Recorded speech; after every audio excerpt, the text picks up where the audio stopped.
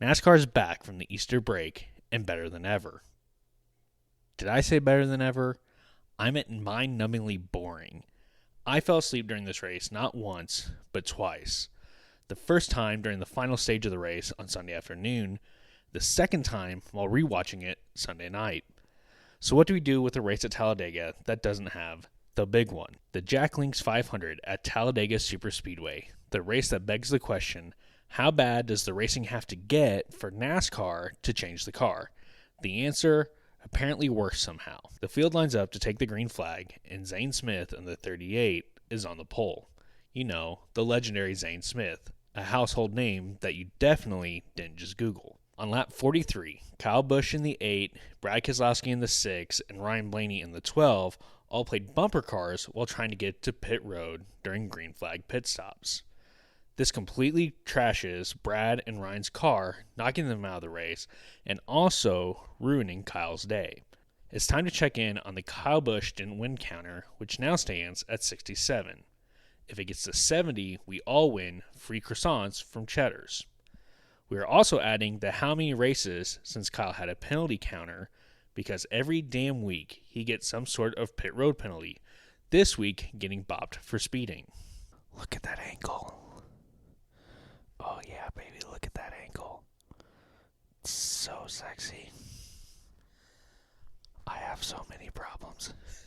During the restart on lap 52, Denny Hamlin decides that teammate Christopher Bell was too good to beat, so dumps him on the backstretch. This collects Chris Buescher and puts both Bell and Buescher into the wall hard, ending both their days. Now it's obvious that Denny didn't intentionally wreck Bell, and Bell even said during his MRN interview that it was basically the car's fault, but that's not fun. I want the chaos. So Denny Hamlin intentionally dumped Christopher Bell. Boom. That's it. No more discussion. I can't hear you anyway, because this is in the past from when you were watching it. And also, I'm not in the same room. And also, you're yelling at your phone screen, you idiot. But let's not miss this opportunity to shit on NASCAR a bit. Somehow, some way, NASCAR has taken the racing that the general public thinks of when they think of NASCAR racing and has turned it into complete shit. Coming to the end of Stage 2, Joey Logano moves up in front of Penske teammate Austin Cindric, who has a massive run. In fact, he was coming up so fast, Austin had to check up to keep from wrecking Joey and causing the big one. This means that Bubba Wallace won the stage ahead of Joey, who then gets on the radio and curses out his teammate like the super likable guy he is. Way to go, Austin. Way to go, you dumb. Way to go. What a stupid God. He just gave it to him. Gave a Toyota stage win. Nice job. Way to go. Put that in the freaking notes and text it to us. I highly suggest that next time that Austin is drafting or pushing Joey, he does a full send and turns Joey into the wall. We all know Austin's a master at that anyway. During pit stops, Josh Berry attempted to commit murder of Carson Hocevar's front tire changer. Now, to be fair, Carson was in his box about as much as I am in shape, that is to say, not at all. So Austin Cindric eventually wins the race in what can be described as a super impressive I was ahead and no one passed me move. Well done. Luckily, no one was ahead or alongside Austin to be punted into the wall like Ty Dillon or Riley Herbst. Austin punts other drivers into the wall like Pat McAfee used to punt footballs. After the race, the 22 of Joey Logano and the 60 of Ryan Preece were penalized for spoiler infractions. Preece committed the obvious war crime of having 3 shims under a spoiler, not 2, and Joey Logano was missing a bolt from his spoiler, kind of like I'm missing even a single atom of positive emotion towards him. The sheer audacity for these obvious crimes against humanity. Dang it, I didn't get the magic 8 ball. No, stay right there.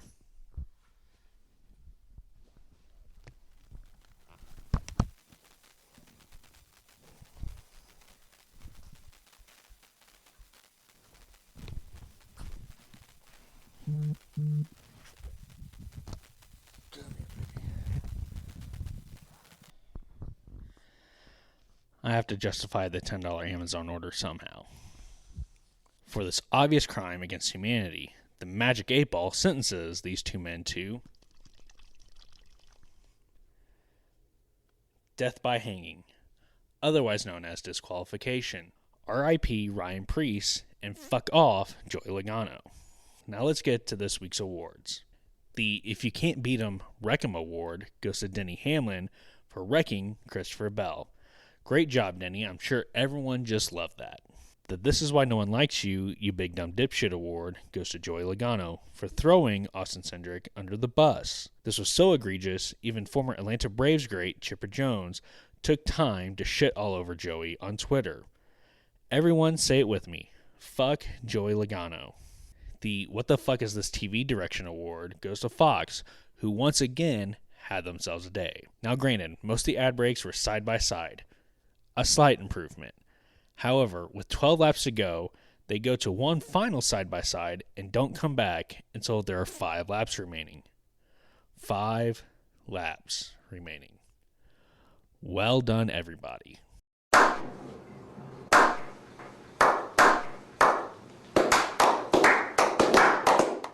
The I Did Something Dumb Again award goes to Ross Chastain, who was driving down the backstretch at a lower speed than the cars behind him. The pack comes up on him, and Ross throws another one of his patented Hail Melon blocks right in front of Denny Hamlin, who was charging with the field behind him. This almost stacks up the field, causing the big one. Ross has once again proven he is a brain-dead moron who has the self-preservation instincts of a bird flying around a windmill. One of these days, he's going to get obliterated. Now, I want to end this rant with a discussion of the playoffs and stages. And this is going to be a mess, but stick with me. First, the stages, and a lot of this data is taken from Race Reference and Beyond the Flag. Point number 1, the stage system completely changes the strategy of these races, and in my opinion, ruins superspeedway racing. I don't tune in to Talladega or Daytona to watch cars drive around the track at 8% throttle. I want wide open action. I'm not one who is opposed to strategy, but I feel the time and place for that is not at the superspeedways known for wide open racing all the way around the track. Point number 2, stage points make finishing position less important. I get the argument of needing to be good throughout a race, but to me, it lessens the result of a good finish. My example, Ryan Blaney. He's only finished 6 of the 10 races so far this year. However, he's currently in 8th in the standings. Take away the stage points, he'd be 15th. Point number 3, stage points make penalties less penalizing. I like penalty-y. Point number 3, stage points make penalties less penalty-y. Austin Cindric got a 50-point penalty for hooking Ty Dillon at Coda. When a win is worth 40 points, that's a huge penalty. However, he sits in 14th right now. You take away his stage points, he'd be 28th, which is disgusting! Still with me? Good, you're doing better than most of the NASCAR executives. Now the playoffs. Point number 4. Joey Logano would have finished 11th last year in a pure point system. And yes, that includes stage points, but for the sake of argument, he would have finished 11th in a pure point system. And Kyle Larson would have won. And yes, I know, my immense hatred of Joey Logano is bordering on the criminally psychotic, but you cannot tell me that Joey deserved that championship. Yes, he played the game and came out on top. Yes, he rattled off 3 wins in the last 10 races. But the rules of the game are broken and do not reward consistency. And don't tell me that without the playoffs, the championship would not have come down to the wire last year. Christopher Bell only would have missed out on the championship by 5 points. Point number 5. The win and end system is stupid. Take Josh Berry, for example. Now, I have no ill will towards Josh. I think he's a good driver, and I think him winning for the Wood brothers at Vegas was amazing. But he sits at 21st in the standings right now, and has only finished on the lead lap in half the races. But because of that magic win, he will be in contention for the championship. Now, you may be thinking, well, if it's so bad, why don't you offer a solution?